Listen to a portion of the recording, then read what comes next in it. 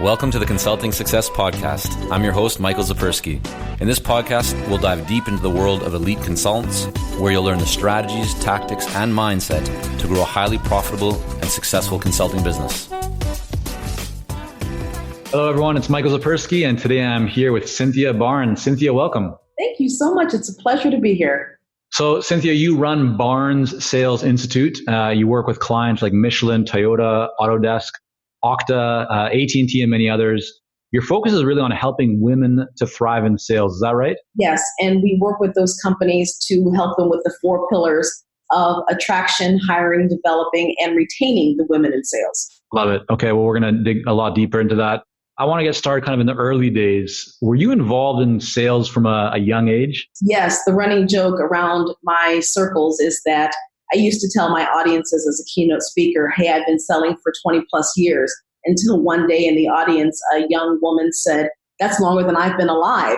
And I got my feelings hurt. So from then on, I just said, I've been selling since Girl Scout cookies were $1.50 a box, and then let the audience do the math. So for you back in that, like in those days, was sales and meeting with others and having kind of those conversations about a product or service, was that uncomfortable for you ever, or was that just something that kind of came naturally to you? It came naturally. I always thought of sales as having the ultimate influence. So sales to me and to the people that I consult is merely influencing decision makers to say yes.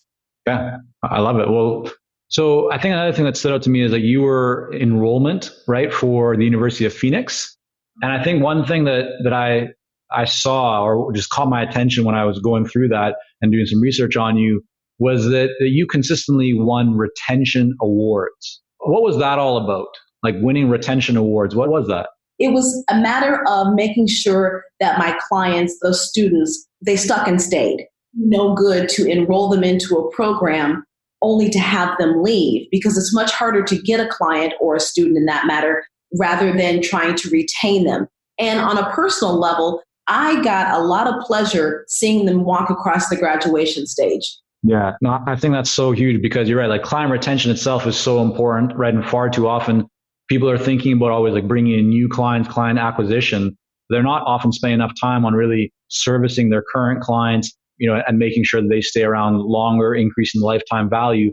What's been your experience on that in terms of retention, doing more with current or past clients to increase lifetime value? I look at the CLV, that the customer lifetime value, and I put a number on the actual dollar of what that client will bring me over the lifetime of our tenure together. And when I have that dollar amount in mind, it's much easier to develop programs, customer service levels around that, because I know how much that relationship is worth. Then I also have a number of how much it costs to bring in a new client of that level.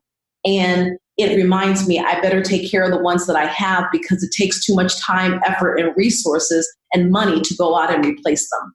Do you find that a lot of people that you speak with don't have a clear understanding around what their, customer lifetime value is? They have no clue.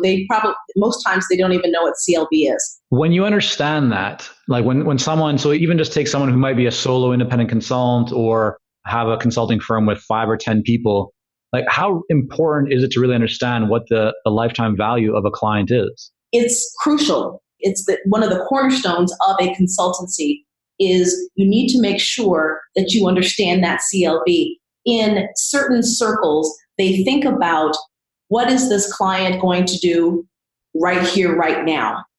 And in Asian cultures, they think about what is the decision that I'm about to make? How is that going to last 7 generations down? We tend to think about 1 generation, the here and now. So if you take that same philosophy to your customers and say, what is the legacy for not only my book of business, but for whoever takes over my book of business 7 generations from now, because that's how long it can last if done well. Yeah, I think that's a really powerful kind of idea and principle, right? Too often people are very focused on, as you said, like the here and now, making the sale, it's more transaction rather than just relationship.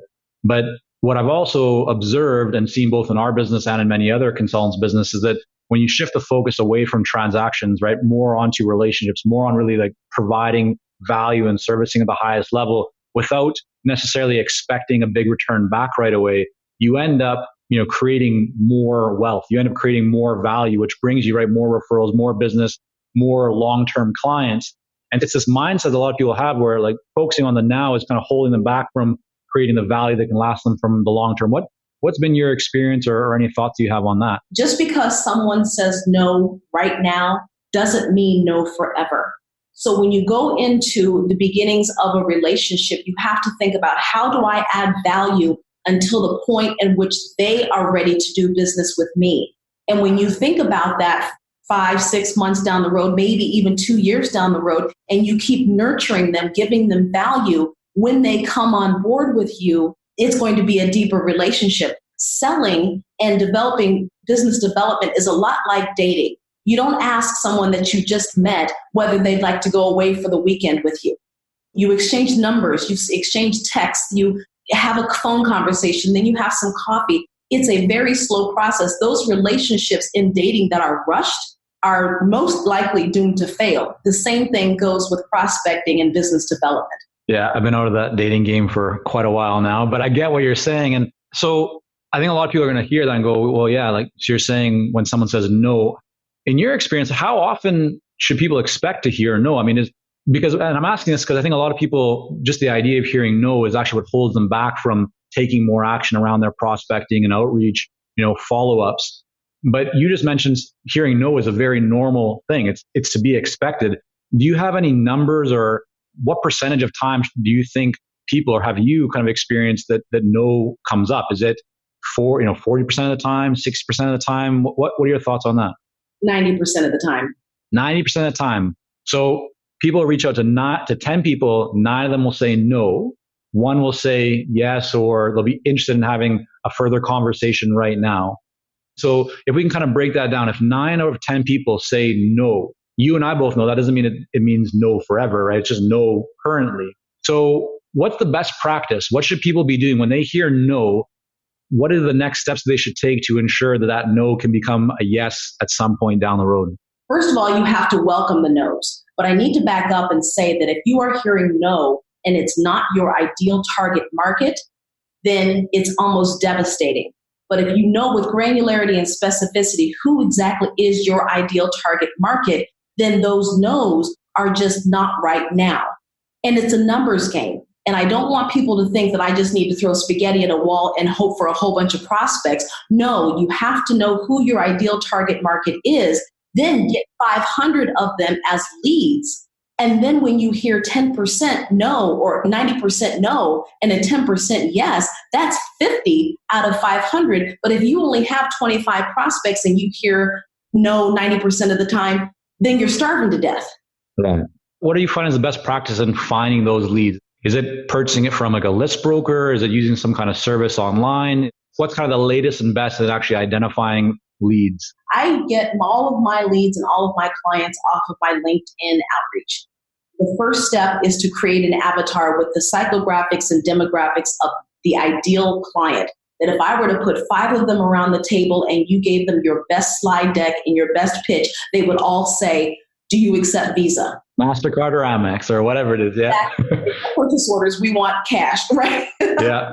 So that's what I do. And then I create content, lead magnets, sequencing, nurturing, all around the problems that keep my target market up at night.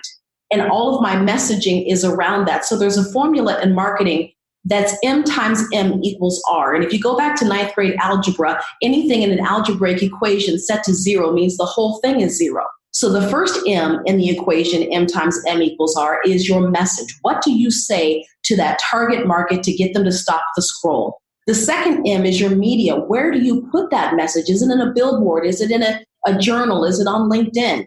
And the R in that equation, M times M equals R, is the result. So unless your message gets them to stop the scroll and it's in the right place, the media, then the result is going to get 0. And unless you know with granularity and specificity, my 2 favorite words, your target market, there's no way that you can create that messaging to get them to stop the scroll. Okay, that makes sense. Like, Cynthia, I understand that. But what if I don't know exactly who my ideal client is, or I don't have the perfect message to put in front of them because I'm not quite sure? What have you found is kind of the best practice to number one, identify the ideal client, and then number two, to develop a message that will really get kind of their attention and interest. And I'll just say these are big topics, so I don't expect to go maybe too deep in each one. We certainly do a lot of work with our clients around these, but just anything that you've found to be really helpful in terms of advice around that. Sure. With our clients, we take them through a sequence of clarity exercises. For those listening, what they can do is they can Google an avatar worksheet, and I think digitalmarketer.com has one, and it will walk you through the steps of your ideal client. When they do that, they have to make sure that they are not so married to their current client that they can't envision their ideal client. That's a great point. Yeah. Got it. Okay. So what you're saying is so digital marketer, right? Very successful kind of online training products, event company and I'm sure there's many other sources out there, but essentially finding a worksheet or someone that can take you through getting clear on who your ideal client is, and that'll move people forward to at least greater levels of clarity than they currently have. Yes. Yeah. Makes sense. All right. So that formula I think is powerful. I want to come back to dig into more of like how you got to where you are today, because your focus is really on women in sales, right? You go into organizations where they want to either recruit and attract or retain, female sales superstars, right? Or salespeople. And I think that focus is great because it's a very specific niche and right, it establishes you as an expert in that area. But why did you choose that? Like, why did you decide to have that focus? Because there's many other sales consultants who are women who don't have that specific focus. So how did you arrive at that? My customers told me what they needed. So I had the association, the National Association of Women Sales Professionals, in which we provide them with professional development to reach the top 1%. They're coming to me saying, Cynthia, how do we tap into your market? My question to them was, you can tap into our membership. What are you doing to help them stick and stay? Out of that need, I created a consultancy. Yeah, well, I guess what I love about that is that you're taking feedback from the marketplace, right? Too many people will say, yeah, I'm going to put out this because it's something that I feel good about or that I can do, but they haven't yet validated that hypothesis with the marketplace. And it's only when you actually take that idea to the market, we get real feedback. Do you know whether or not what you have is going to have ground to build upon? Okay, so you heard from the marketplace. They said, yes, we want help in this area. What was the next thing that you did? Like, how did you get the word out that Cynthia Barnes is now specializing and working with women in sales? What did that kind of next step look like for you to get on the radar of a lot of ideal clients? It was all through LinkedIn. Okay. So walk us through. So you identify your ideal client on LinkedIn. You're using Sales Navigator to find them. Yeah. And then what does your initial outreach or message look like? Is it a connection request to start with? It is. It's a connection request. And I have a very specific connection request that I send to them. And then they accept the connection request. I send a follow-up message 2 to 5 days later. And then I tag them in a certain way to walk them through my sales funnel. And then I have downloadables. I have lead magnets. I have a call to action in those scripts. And I move them through top of funnel, middle of funnel, bottom of funnel.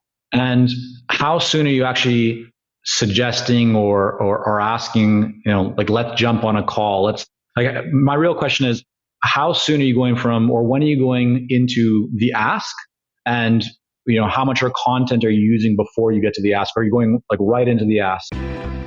While we work with a lot of seasoned and experienced consultants here at Consulting Success, I'm often contacted by new early stage consultants. Invariably, the question I'm asked is, what are the steps I should take to become a successful consultant and grow my consulting business to my first 6 figures per year? Well, I'm excited to announce that we've opened the doors for our Momentum program. This is our most popular program for early stage consultants, and it has helped almost 1,000 consultants to start, run, and grow successful consulting businesses. It gives you the step-by-step plan to help you with your messaging, your fees, and pricing strategies, how to win more proposals, how to go to market more effectively, developing a marketing system to generate leads consistently, and so much more. And right now, until September the 19th, you can sign up for Momentum and get 50% off the regular price by going to consultingsuccess.com/audio. That's consultingsuccess.com/audio, AUDIO. Only 100 spots are available to join Momentum and get 50% off. This deal is only available until September the 19th or until all 100 spots are gone. We won't be opening up new spots in this program for several months, so don't wait. go to consultingsuccess.com/audio. That's consultingsuccess.com/audio, AUDIO.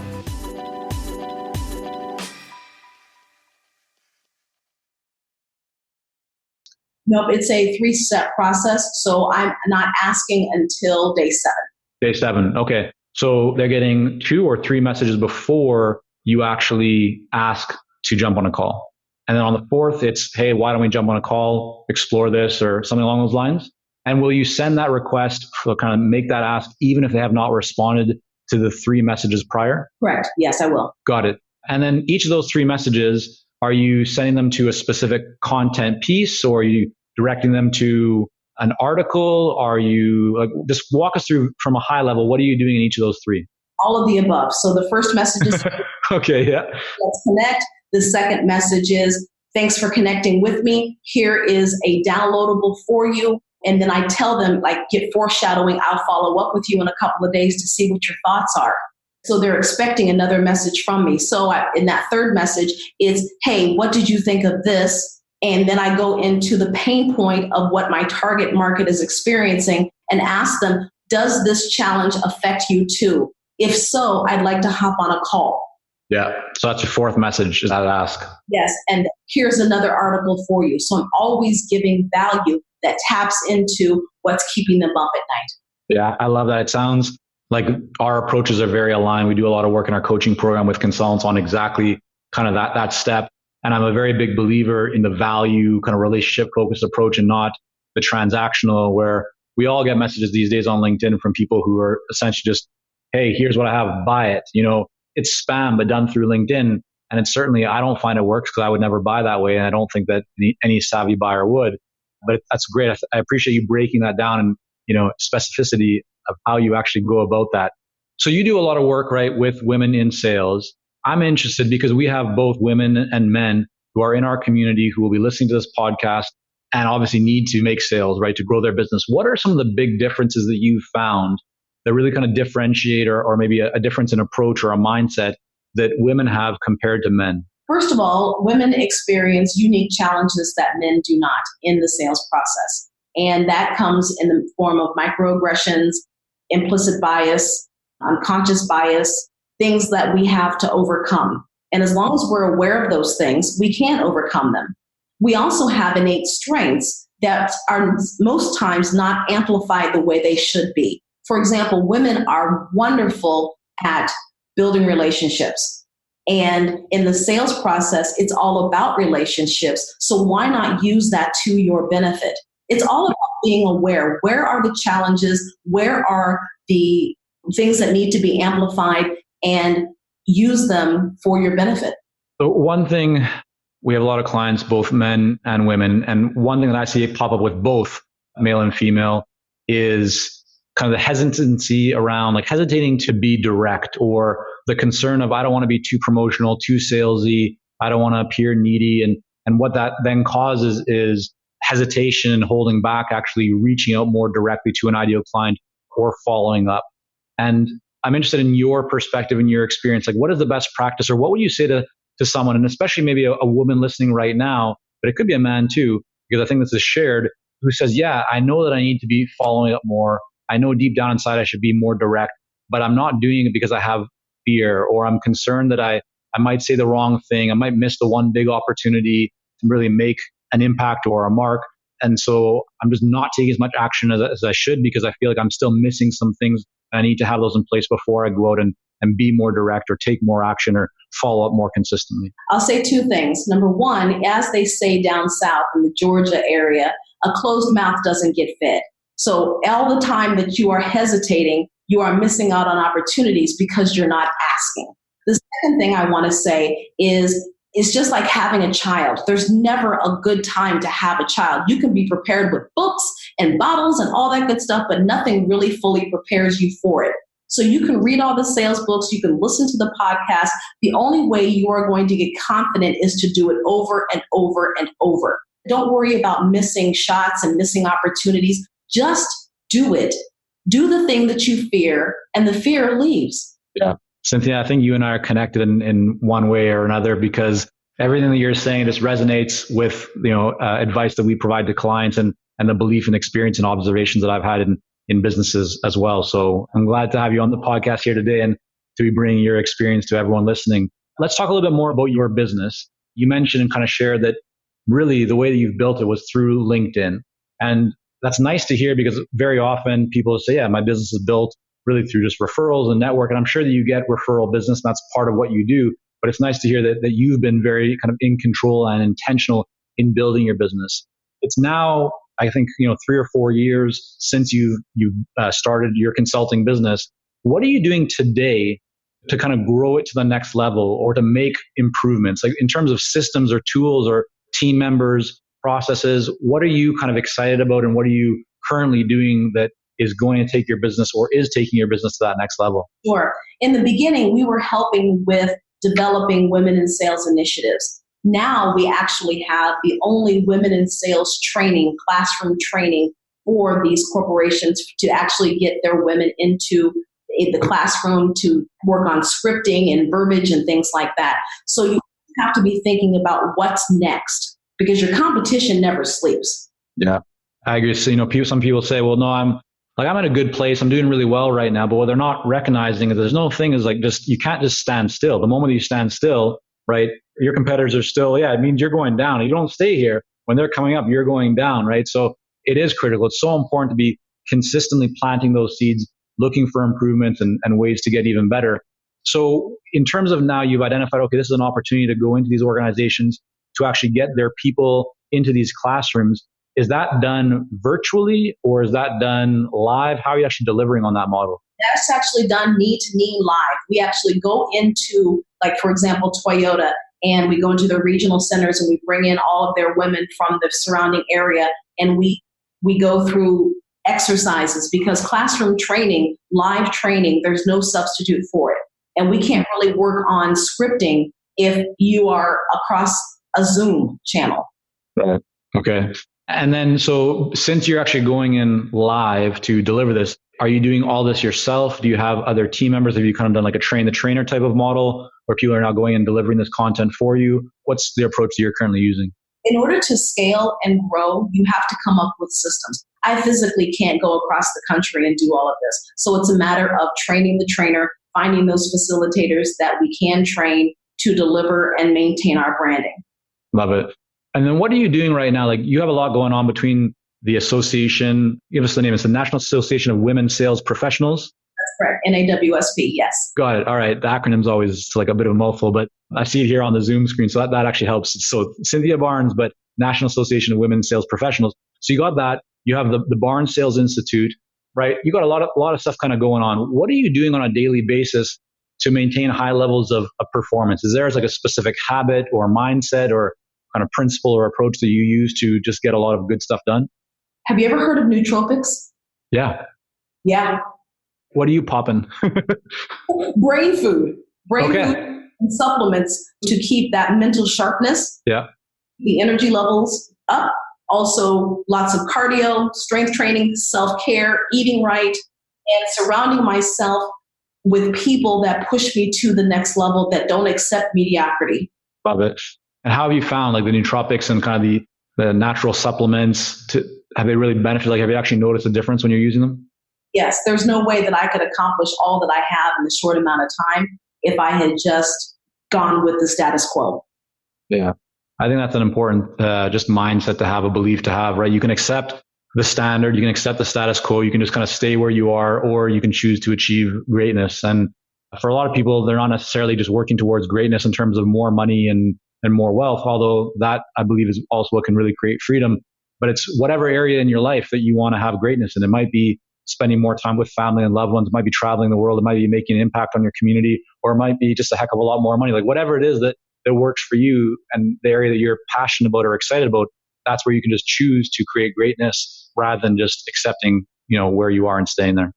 Yes. It's your level of, when we talk about getting to the top 1% in the members of NAWSP, it's whatever the 1% looks like for you. If you want to be the world's best auntie, then do that and do it well. There are two schools of thought here in the Metro Detroit area. Number one is, if it ain't broke, don't fix it.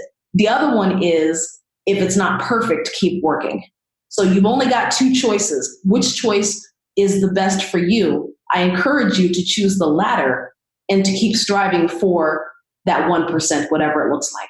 Yeah. And also, I mean, if I can add to that, it's perfection does not exist, but it's the journey. It's right. The dedication to getting better and better, working towards the idea of perfection, but also recognizing there is no perfection. So understand that it's a long term, like it's a journey. It's not something that you necessarily ever stop if you want to keep getting better and better. But that's also the exciting thing about it, right? You don't need to be like to have the best result tomorrow or next week or even next month or even next year, right? Because you're going to keep pushing the boundaries of what better looks like and what that end result is. And that's life. I mean, that's the exciting part. If you're not progressing, then what are you doing? Surviving and it's a commitment toward excellence, and your excellence of what you can accomplish. Don't compare yourself to anybody else, or else you're just going to be head and shoulders above them. When you compare yourself to yourself, then the sky is the limit. Yeah, you can struggle to survive or you can struggle to succeed. And I think success tastes a lot better. I don't know if someone said that before, or maybe I just coined that. I like the sound of it. I don't know. Maybe I heard it somewhere else, but yeah, struggle to survive or struggle to succeed. And I know both you and I and many others have chosen to, struggle to succeed because that's just the journey, and success is so much more enjoyable. Cynthia, I really enjoyed this conversation. I want to make sure that people can learn more about you and everything that you're working on. Let us know, where's the best place for people to go to do that? LinkedIn, please. LinkedIn. All right. So we will make sure to have Cynthia's profile in the show notes. You can go there, and Cynthia Barnes, you'll be able to click a link, go directly to her profile. Do you want people to connect with you or just say hi, let them know maybe what they've found most interesting about the session here today, the little interview and podcast? I'd love to know what actionable item they're going to implement to take their business to the next level. So there you go, everyone. That is your challenge if you choose to accept it. And I hope that you will. Reach out to Cynthia on LinkedIn. Let her know what one action are you going to implement? Are you going to actually move forward with? What have you found to be most kind of beneficial? What have you learned today? Do reach out to her, and also reach out and connect with me as well if you're not already, or to shoot over a message. This is why we do this. It's always to help to add more value. Your comments, your suggestions are always welcome. Thank you again, Cynthia, so much for coming on. I really enjoyed it. My pleasure. Thank you for having me.